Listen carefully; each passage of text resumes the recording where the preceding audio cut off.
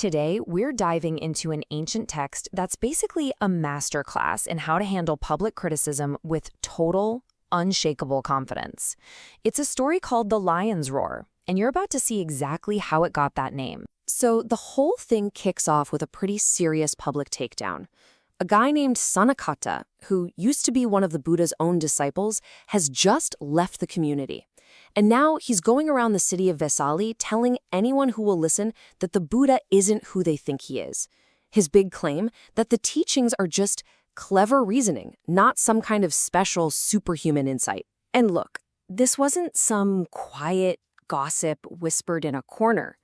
Sunakshata stood up in a crowded public assembly and made this declaration. He was trying to undermine the Buddha's authority, to reframe him as just another smart philosopher, not a truly enlightened being. Now, the point Sunakata is making here is actually pretty sharp. He's not saying the teachings don't work. In fact, he admits they're effective, that they lead to the end of suffering. His real argument is about the source. He's saying, sure, it works, but it's a system built by a human mind using logic, not something revealed from a higher, divine, or superhuman place. So, one of the Buddha's senior monks, Sariputta, hears all this and goes to tell the Buddha. You'd probably expect him to get defensive, right? Maybe a little angry? But what he does instead is completely unexpected, and honestly, it's just brilliant. Instead of getting mad, the Buddha just flips the whole thing on its head. He says Sunakahata is a feudal man, sure, but then he immediately reframes the insult as a kind of backhanded compliment.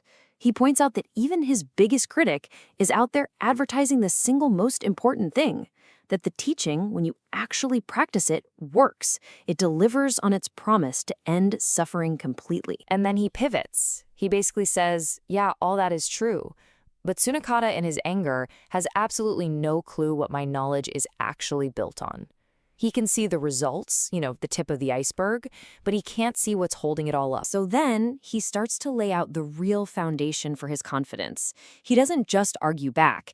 He outlines this incredible framework that he calls the 10 powers of a realized one, which is his term for a fully awakened being. And these aren't just some nice-sounding ideas. For the Buddha, these are the 10 pillars of direct knowledge that his confidence rests on. This is what allows him to walk into any assembly, whether it's with nobles, priests, or even gods, and roar his lion's roar without a single shred of fear. And these 10 powers, they're just immense. What you're seeing here are just a few of them, but they show you the incredible scope we're talking about. It starts with a perfect, crystal-clear understanding of cause and effect, what we might call karma. It goes all the way to knowing the minds of other beings, their destinies, and even recalling his own countless past lives. And it all leads to that 10th power, the direct knowledge that he has achieved complete and total freedom. Because of these powers, he has what he calls the 4 assurances, 4 areas where he knows he is simply unchallengeable.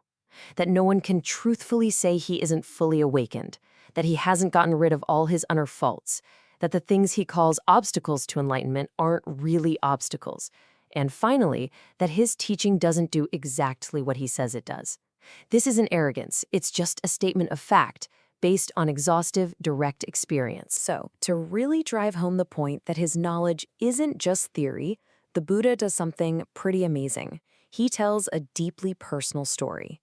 A story about a path he knows for certain is a dead end, because he walked it himself, right to the very last agonizing step. He talks about the time years before his enlightenment when he was obsessed with extreme asceticism, and he wasn't just trying it out. He says he was determined to be the ultimate practitioner of this, pushing his body through unbelievable torment, all in the search for truth. The details he gives are just visceral and pretty shocking. He describes doing things that go against every natural human instinct, all in the name of this path. So you see, for him, this wasn't some philosophical debate. It was a brutal physical ordeal. He talks about his body just wasting away because of extreme fasting. At one point, he was eating as little as a single jujube fruit a day.